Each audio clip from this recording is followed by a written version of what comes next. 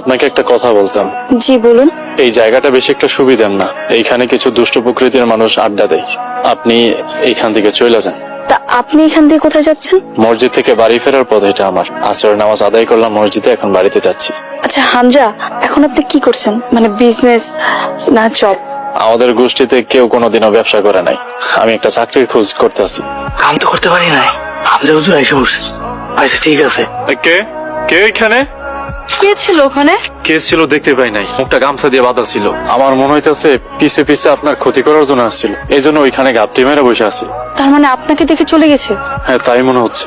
আমার না খুব ভয় করছে, আপনি আমাকে একটু বাসায় দিয়ে আসবেন? এমনি তো আপনার একা ছাড়া ঠিক হইব না, আপনি এখন যাইতে পারেন। বাড়ির কাছাকাছি এসে চলে যাবেন, বাবা জানলে আমাকে বকা দিবে। আসলে আমার বাড়িতে একটু কাজ আছে।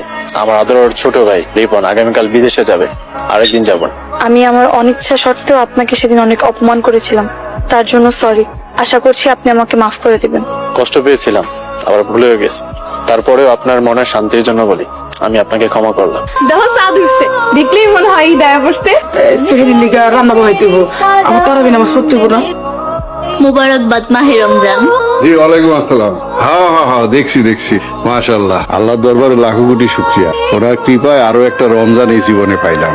আপনি মসজিদের মাইকে ঘোষণা দিয়ে দেন আজকে এশার নামাজ 15 মিনিট পরে হইব, তারপরে তারাবি হইব। জি আমি চললাম আগে।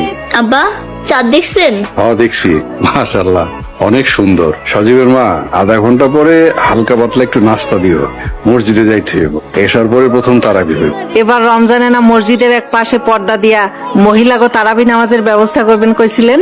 এইবার আর সম্ভব হয় নাই, সবাই কোয়াকুই করলো।